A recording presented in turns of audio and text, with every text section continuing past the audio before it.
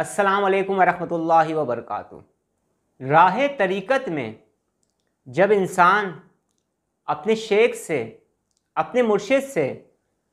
अपने कामिल मुर्शिद से जब बैत होता है तो इस राह में चलने के लिए तालिब को, मुरीद को बहुत सारी चीज़ों की ज़रूरत पड़ जाती है। इसकी मिसाल ऐसे है कि जैसे आपने कभी सफ़र किया होगा, ट्रैवल किया होगा, तो दौरान सफ़र के लिए आप मुख्तलिफ़ किस्म की चीज़ों को अपने साथ रखते हैं ताकि आसानी के साथ आप अपने सफ़र कर सकें।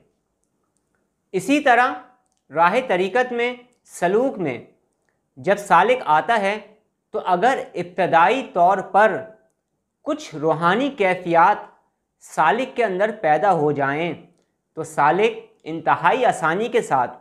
मुकम्मल तौर पर रिलैक्स और मुकम्मल तौर पर पुरसकून रहते हुए अपने इस सफ़र को इंतहाई तेज़ी के साथ तय कर सकता है और अपनी मंजिल तक जल्द से जल्द पहुंच सकता है। आज हम तसव्वुर शेख पर कुछ ख़ास किस्म की और कुछ आम किस्म की गुफ्तगू करेंगे। ख़ास और आम का लफ्ज़ मैंने इस वजह से कहा है कि तसव्वुर शेख की एक आम तारीफ़ है जो हम आज तक सुनते हुए आए हैं, लेकिन आज मैं आपको इंतहाई सादा लफ्ज़ों में तसव्वुर शेख के हवाले से कुछ ऐसी बात करूँगा जो कि बहुत ही कम लोग करते हैं, या फिर इस तरीके से समझाने की कोशिश करूँगा कि तसव्वुर शेख का मकसद क्या है। असल में जब तक हम इसे नहीं समझेंगे तो हम तसव्वुर शेख सही तरीके से नहीं कर पाएंगे। आज हम तसव्वुर शेख के कुछ मकासद को भी जानने की कोशिश करेंगे। दर हकीकत तसव्वुर शेख के कई दर्जात हैं। मैं आपको एक चीज़ बता दूं कि रूहानियत की इस दुनिया के अंदर तसव्वुर शेख के अलावा, तसव्वुर मुर्शिद के अलावा तसव्वुर उस्ताद की भी बहुत ज़्यादा अहमियत है। तसव्वुर शेख कई दर्जात पर कायम है, आम तौर पर लोग इसे नहीं समझ पाते। रूहानियत के अंदर भी तसव्वुर उस्ताद को बहुत ज़्यादा अहमियत हासिल है। मैं अपनी ज़िंदगी में ऐसे बहुत सारे साहिब रूहानियत से मिला हूँ जो बैत नहीं करते थे, जो मुरीद नहीं करते थे, वो अपनी सोबत में रखकर फैज़याब कर दिया करते थे। अल्लाह रब्बुल इज़्ज़त उन्हें जन्नत में आला मुकाम अता फरमाए, आमीन। उस्ताद के तसव्वुर की जो ताकत है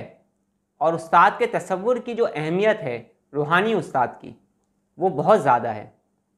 इसी तरह से मुरीद के लिए तसव्वुर शेख भी बहुत अहमियत का हामिल होता है अगर वो तसव्वुर शेख का असल मकसद इब्तदाई जो होता है उसे समझ ले। तसव्वुर शेख जब इंसान करता है, शेख की सोबत में जब वो रहता है और जब तसव्वुर शेख से फैज़याब होने लगता है तो इंसान पर कुछ तसव्वुर शेख के हवाले से ऐसे इसरार और रमूज़ खुलते हैं, ऐसी बातें खुलती हैं जो उसने किताबों में भी नहीं पढ़ी होती, जो बुज़ुर्गों ने किताबों में लिखा भी नहीं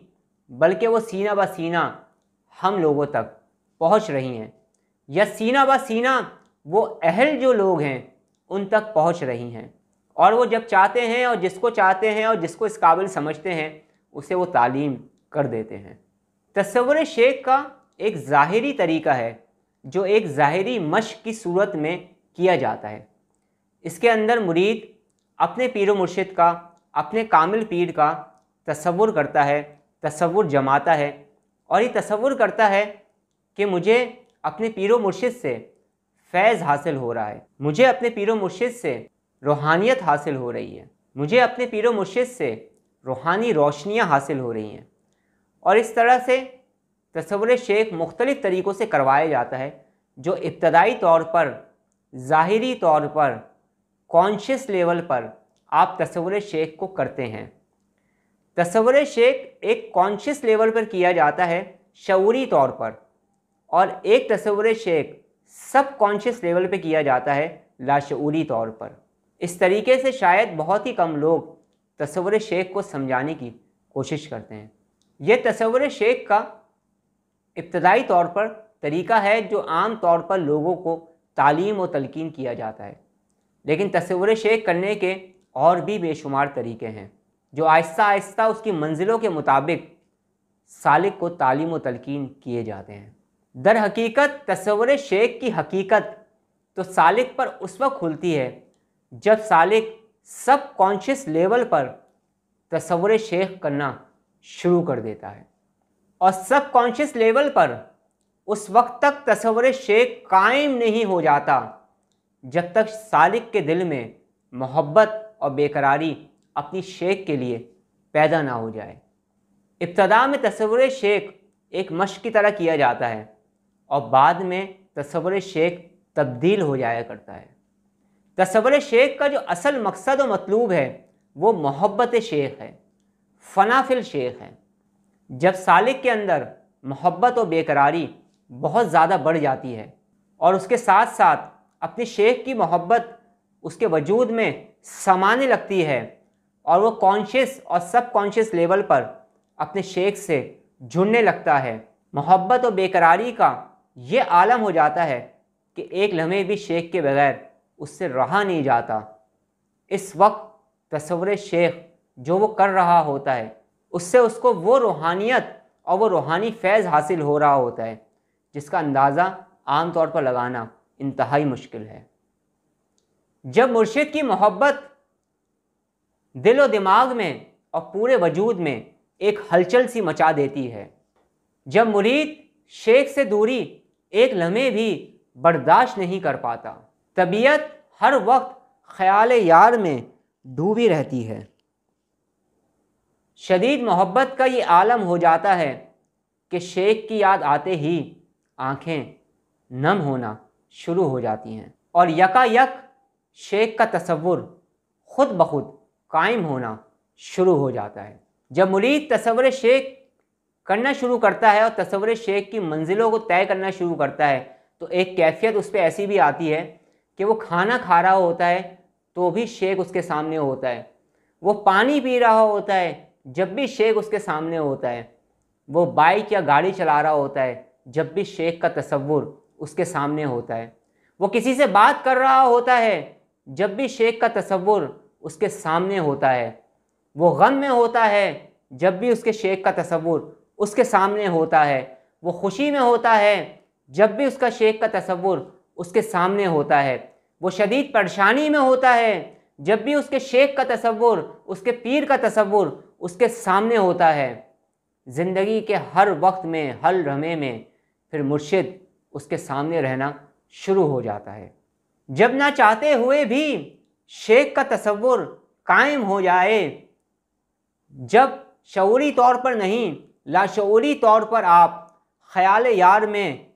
ڈوبنا شروع ہو جائیں، تصور شیخ کرتے کرتے یہ خاص قسم کی کیفیات در حقیقت مرشد کا فیض ہوتا ہے جو انسان کے اندر آ رہا ہوتا ہے۔ جب تصور شیخ اپنے کمال پہ پہنچ رہا ہوتا ہے تو مرشد کے اندر، شیخ کے اندر، پیر کے اندر جو نورانیت ہوتی ہے، شیخ کے اندر جو کمال ہوتا ہے، جو روحانیت ہوتی ہے، آہستہ آہستہ وہ مرید کے اندر منتقل ہونا شروع ہوتی ہے روحانی طور پر۔ روحانیت کے اور راہ سلوک کے وہ اسرار و رموز بھی اس مرید پر، اس سالک پر کھلنا شروع ہو جاتے ہیں جو تصور شیخ سے فیضیاب ہونا شروع ہو جاتا ہے۔ جس وقت آپ یہ تمام منزلوں سے گزر رہے ہوتے ہیں، در حقیقت یہ تصور شیخ کی اور حقیقی تصور شیخ کی ابتدائی منزلوں میں سے آپ گزر رہے ہوتے ہیں۔ یہ سب کیفیات تصور شیخ کی ابتدائی منزلوں کی ہیں جو میں آپ کو بتا رہا ہوں۔ یقین کریں فنا فی الشیخ کا مقام تو ابھی بہت آگے ہے۔ در حقیقت تصور شیخ کی ابتدا محبت شیخ سے ہے۔ اگر آپ کے دل میں اپنے روحانی استاد کے لیے، اپنے پیر و مرشد کے لیے، اپنی شیخ کے لیے محبت نہیں تو پھر تصور شیخ کے فیض سے آپ مکمل طور پر فیضیاب نہیں ہو پائیں گے۔ آج تصور شیخ کے اوپر میں نے تھوڑی سی بات کی ہے، انشاءاللہ تعالی زندگی رہی تو دوبارہ بھی ہم تصور شیخ کی مزید منزلوں کے بارے میں بات کریں گے۔ اب میں آپ سے اجازت چاہتا ہوں، اپنا بہت زیادہ خیال رکھیے گا، مجھے دعاؤں میں یاد رکھیے گا۔ السلام علیکم ورحمۃ اللہ وبرکاتہ۔